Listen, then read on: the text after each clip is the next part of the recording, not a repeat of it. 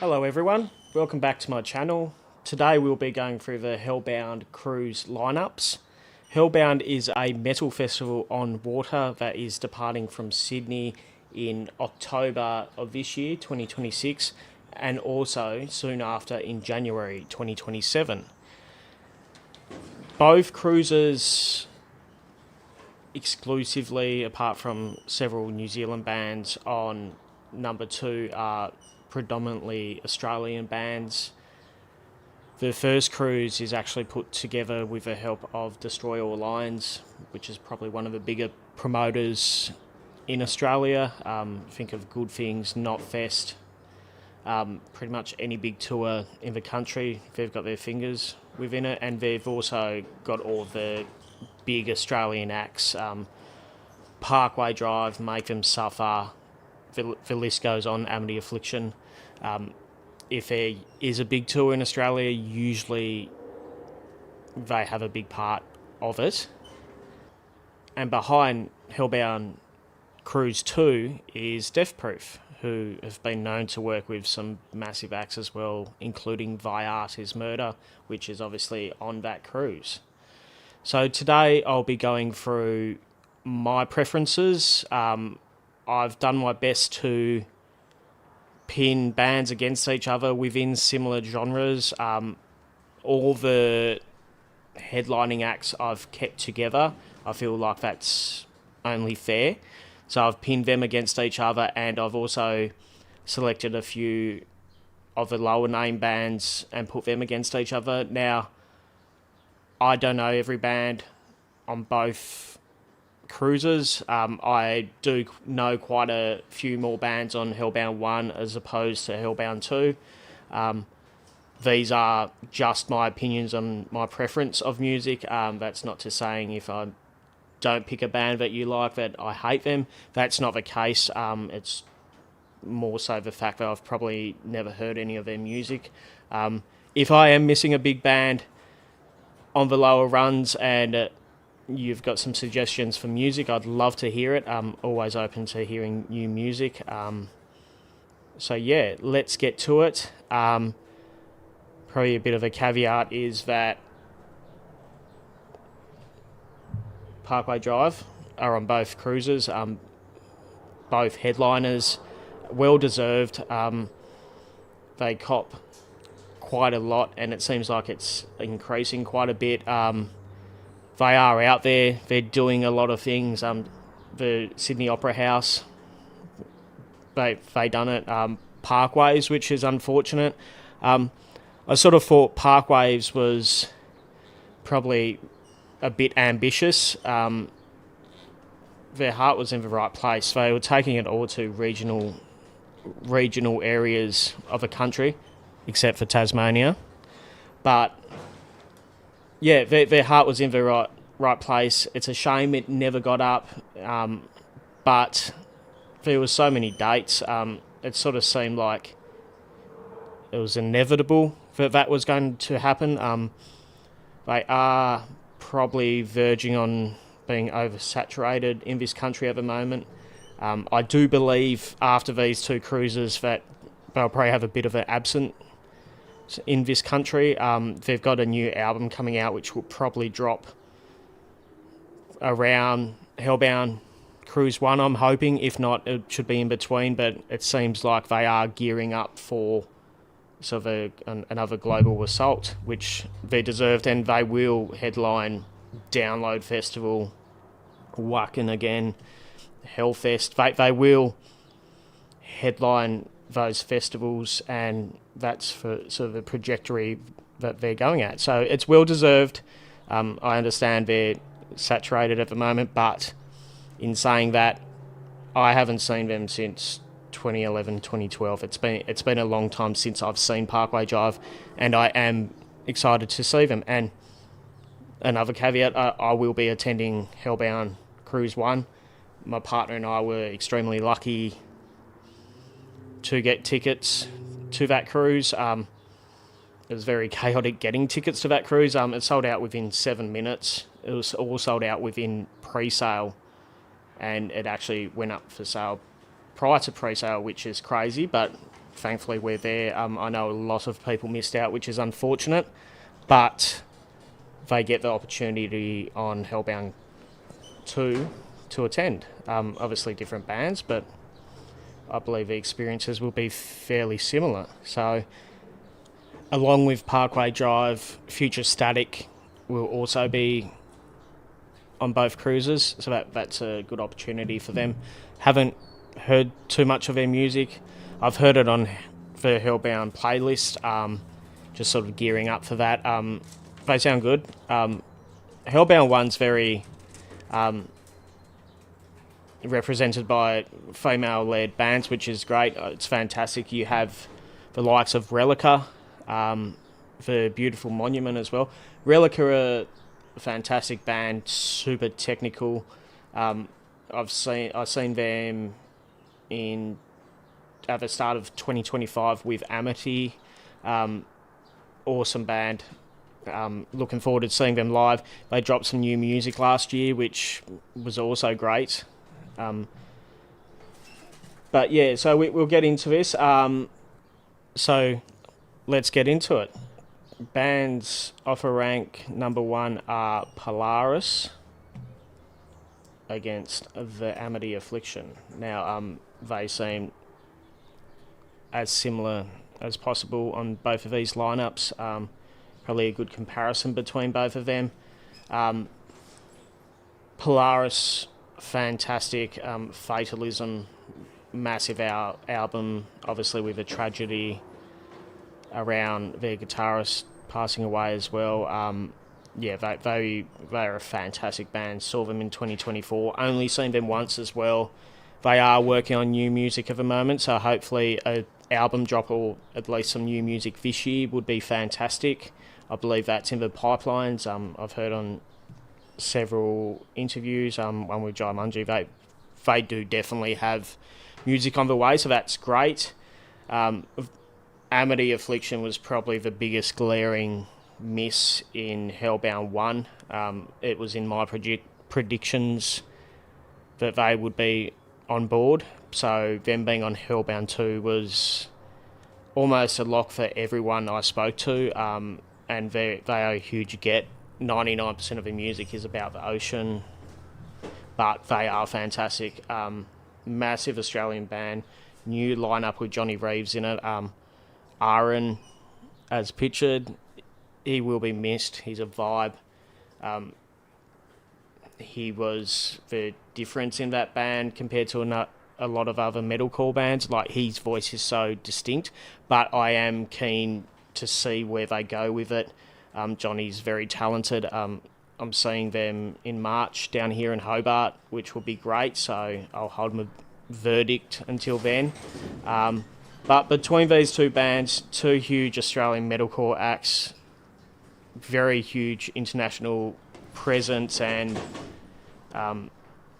they overseas every year. They are two of Australia's biggest bands. As much as I love Polaris, I will have to go with not Parkway Drive. I will have to go with Amity Affliction.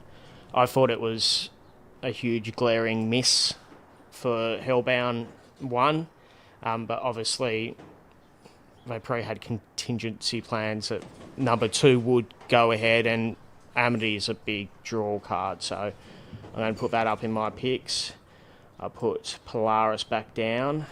So the way I'm working this is whoever has the least amount of artists is probably my preference of each Hellbound. It's probably a good visual representation of my preferences. So next up we have Make Them Suffer versus Alpha Wolf. Couple of Tassie boys in that band. I have seen both bands. I saw Make Them Suffer at Good Things 2025, so last year. They opened up before Lorna Shore. Fantastic band, great catalogue. I see a lot of people actually saying that they're probably Australia's biggest metalcore band at the moment. I have to agree with that. they're just a great all-round band. They've got the difference in having two singers, one with being a female. Great contrast. As I said, yeah, just a great live band. Deserve everything they've got. Hoping for new music soon. This year would be great. I know they're not too far off their previous album, so it might be a bit ambitious on my behalf. And Alpha Wolf, thankfully seen them as well. Opened up for Amity. Great band, aggressive band. Probably don't listen to them a great deal. Yeah, I enjoy them though, but I do listen to Make Them Suffer quite a bit more. Alpha Wolf would be a vibe on a ship, no doubt, but I will go with Make Them Suffer.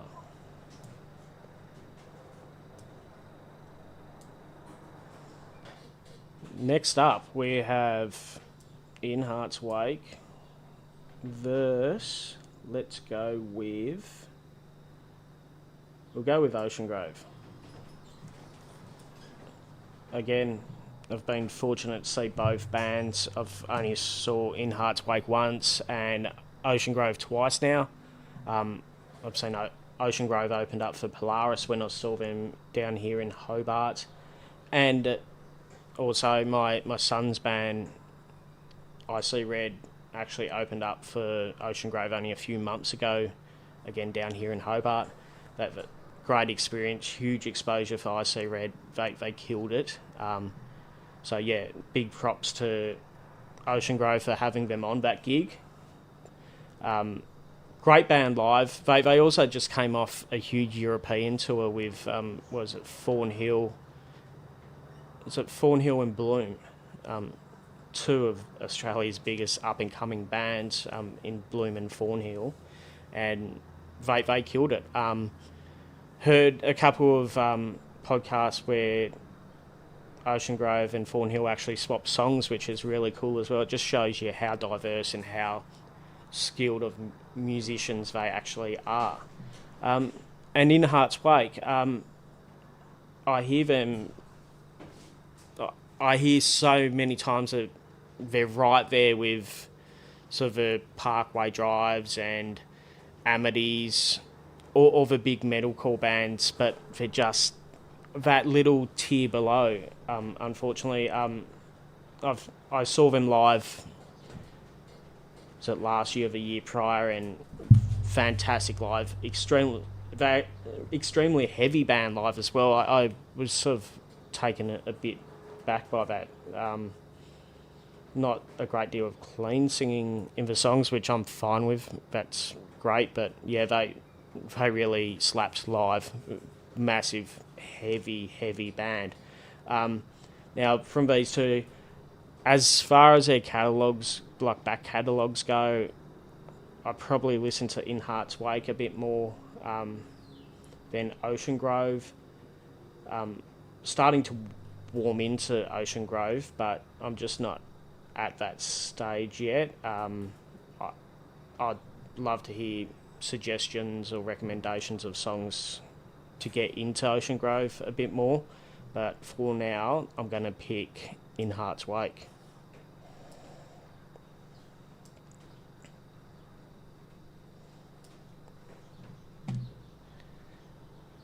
Next up, we're going to have two Aussie classics from different scenes.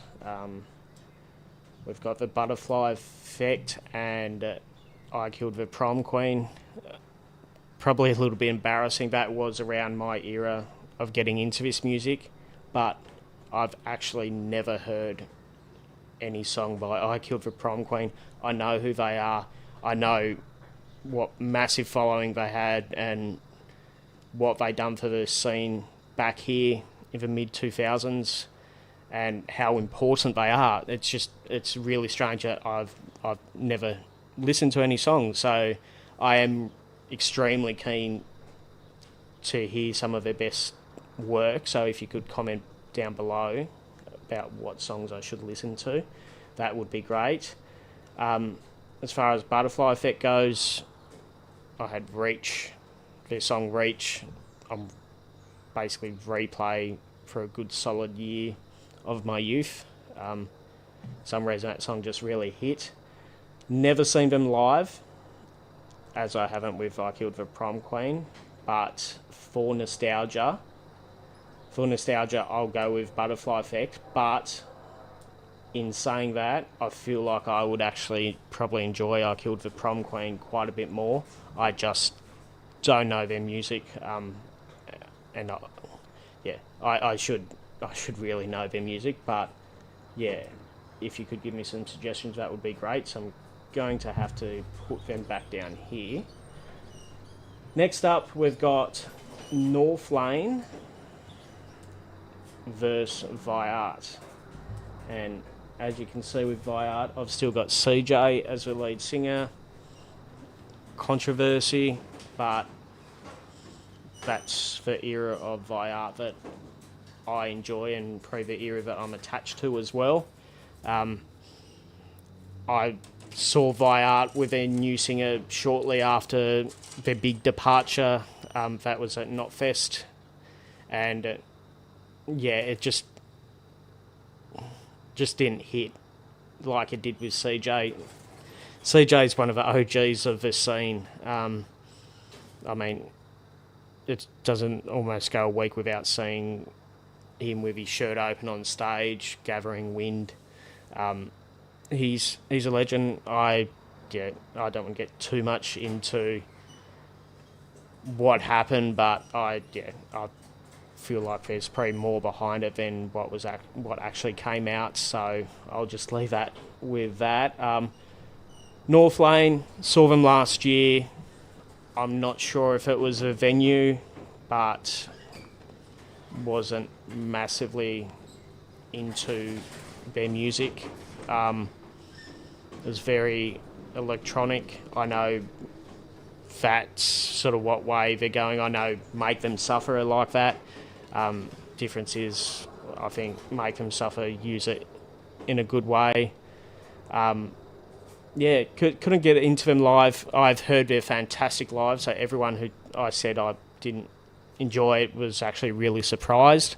So I am definitely giving them another chance on the cruise. They actually just announced that they're coming back down to Hobart again really soon with Inertia, and Inertia are fantastic. We love Inertia. We've seen Inertia about 3-4 times within the space of 12 months. But unfortunately, we're just going to give that a skip until we see North Lane back on the cruise. And get a second taste of that. So I will go with Viart, even though CJ should still be in the band, and I probably wouldn't see them without CJ. But I would see Viart over North Lane. Chuck that back down there. Next up, we've got two of probably Australia's biggest up-and-coming bands in Bloom. I'll gush about Bloom, but we'll get to that. And let's pin them up against Banks Arcade. This is another one where I've heard of Banks Arcade. I've heard a couple of their songs, but I've never really gotten into them. Nothing's really stuck for me. I understand they are a huge band coming out of New Zealand, but I haven't had quite the pull towards them yet. So it's really hard to comment. It's not to say I don't like them. I don't really know a lot of their music. So again, suggestions would be great with them. Bloom, this is a really unfair comparison for me. I love Bloom. Bloom's fantastic. One of the best bands I've seen live in 2025. The music just hits, and they span so many different genres. You got like the shoegazy stuff, classic metalcore, more hardcore. They're just great. They're one of Australia's best up-and-coming bands, and I don't feel like they've had that recognition that they deserve yet. I feel Thornhill definitely has. They got the Sleep Token opening gig in the US, which was huge for them. Massive stepping stone. I feel like Bloom are probably that next band to get that opportunity. Listening to an interview on Triple J where they interviewed the lead singer of Silverstein, and he also mentioned that Bloom was his top up and coming Australian act, and I couldn't agree more. Their songs are fantastic live, and just they just really hit for me. Bloom's actually probably one of the bigger draw cards for me on why me and my partner wanted to go to this cruise. They're great. If you haven't seen them, see them. If you haven't heard them, definitely listen to them. They're just fantastic. Their latest album was mind-blowing. Out of Reach was probably my favourite song on that album, but give them a listen. That's an easy pick for me. Banks Arcade, definitely open to them, just nothing's really stuck. I'd like to hear your recommendations on what to listen to from them, but we'll chuck them back down here for the time being. Next one up is Wind Waker and Red Hook. Again, I know who Red Hook are. Nothing's really stuck. Can appreciate that they are also a big up-and-coming band. But yeah, nothing's really stuck for me at the moment. I heard they're fantastic live. Some reason they've been on a few national runs, and Tassie just seems to get the brush. They're opening up for Amity on their regional run and just missing Tassie altogether. So I haven't had a chance to see them live yet, but yeah, again, it's going to be a pretty easy pick for me. Wind Waker are fantastic, just massive party vibe. I've seen them about twice now, Not Fest, and just seen them at Good Things late last year. And just for the sound difference, I think it's roughly about a year and a half, 2 years between those two gigs, and you can just see the level that they went up in that time. Their latest album was great as well. They're killing it at the moment. They're going to be a huge vibe on the cruise. So yeah, easy one for me. Wind Waker is my pick, and Red Hook will go down here. Again, some suggestions on what to listen to with Red Hook would be great. Next up, we've got some deathcore. So we've got To the Grave and Heaven's Gate. Now, I have actually seen both of these bands once each. I saw To the Grave open up for Lorna Shore at the Forum in Melbourne at the start of 2025. Amazing gig, mainly due to Lorna Shore. They were fantastic. It's the best gig we've ever been to. From then on, we actually vowed that if Lorna came to Australia, we were going. That was prior to I Feel the Ever Black Festering Within dropping, and there's not one miss on that entire album. That is my album of the year for 2025, without a doubt. We've even got a song from I Feel the Black Festering Within as a part of our wedding. That's how impactful Lorna Shore is to us, and little did we know they were actually coming back down within the same year. So we saw them twice in 1 year, which was great, but enough Lorna Shore chat. To the Grave were great, fantastic live band, probably one of Australia's sort of forming into probably one of Australia's bigger deathcore bands. Viart probably still has that crown at the moment, but these guys are huge. Love the song Made in Australia.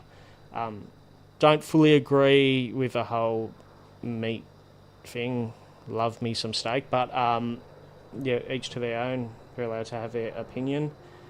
Feel it probably bleeds into their music a bit too much for my liking. It's probably seemed a little bit lectury sort of deal, but if they believe in their message and they're trying to convey it. Heaven's Gate, saw them open up for Current and Chelsea Green in Hobart last year. Fantastic band. They were great live. They played before Bloom. I thought Bloom was better, but I love Bloom. So out of those two, I know more To the Grave songs. Probably listen to them a bit more, so I will say To the Grave. That's probably one of the tightest ones. It could quite easily be Heaven's Gate getting through there, but yeah, I will have to stick To the Grave there. Chuck that back down there. Next up we have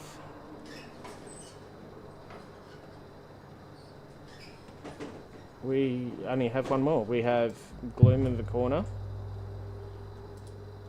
and Gravemind. Now, as you can see, I've never listened to Gravemind, heard of them, never listened to their stuff, haven't seen them live. So again, suggestions on what to listen to from them.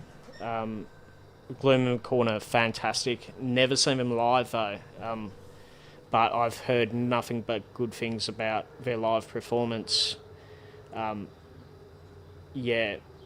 Their latest work's really good as well. Assassination Run, call-outs in that were great. Really cool band, and I believe they're working on a new album as well, so hopefully that drops before the cruise. So again, unfortunately it's an easy one, just due to not knowing their work, unfortunately.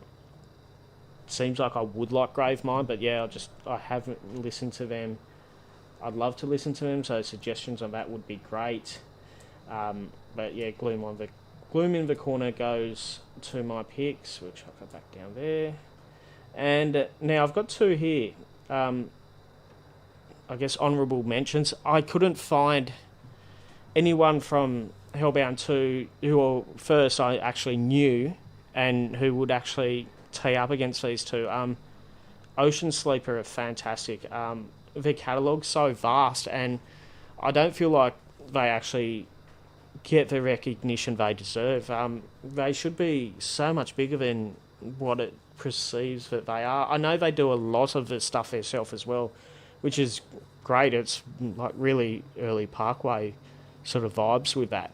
But they're great live. They kill it. I've seen them once prior, and yeah, just their songs are just so catchy and sing along, and there's always pits, and it's just a really good time with Ocean Sleeper. And honestly, they're probably up there with all of these bands with how much I actually listen to Ocean Sleeper. They're just, yeah, they're really underrated, and I think they're only an album away from getting the true exposure they actually deserve. Like, yeah, they're huge. Massive love for Ocean Sleeper. And Diamond Construct. Now, previously on... So, when we booked Hellbound 1, we knew quite a few of the lower named bands, but we didn't know all of them. So we'd just chuck on playlists, and Diamond Construct would come up, and honestly wasn't my jam at all. Like, not something I've listened to previously, and not something I would like sort of really put on. But then Discarded came out, and has blown my mind. That's honestly very, very easily in my top 3 songs for 2026 already. It's a fucking sweet song. Like, it's really, really cool. And if you haven't heard Discarded, listen to it. Like, it's mind-blowing. I feel you can still tell it's Diamond Construct, but it's so different. And the lead singer's voice is just amazing. Like, even the clean singing in it is just amazing, and he's got the heavies, and they're just a really well-rounded band. And like, all of their effects, I didn't realize. Like, I don't know anything technically about music. Like, I love music. It's one of my biggest passions, as in hobby side.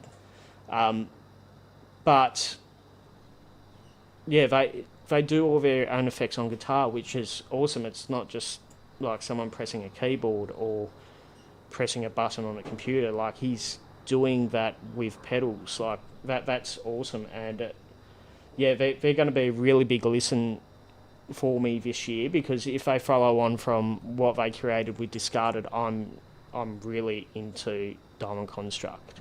So yeah, these are my picks out of this. As you can see, I heavy lean towards Hellbound. Now, I actually think headline wise, both cruises are actually really close. I believe, what are they? I've missed out 2 headliners on Hellbound 1. And technically I've only missed 2 headliners on Hellbound 2, because Ocean Grove's on the smaller side of the writing. So I think the headliner is actually really comparable, and they're very close between both. Like, you wouldn't be disappointed on either cruise for the headliners. I just feel the big disparity between both cruises is actually in the lower run of bands. I feel Hellbound 1 is by far superior to Hellbound 2, but with a side note of, I know a lot more bands on Hellbound 1, so I could be wrong in saying that, and I could be glancingly missing an amazing band which I just have not heard of. So if you could help me and suggest some music from the Hellbound 2 sort of lower run, that would be great. But for now, I do believe Hellbound 1 has the better lineup. Love to hear your thoughts on this, and let us know if you're going to Hellbound 1 or Hellbound 2. Would love to hear who you're psyched to see, and who are your sneaky up-and-coming bands on either of these lineups. Thank you.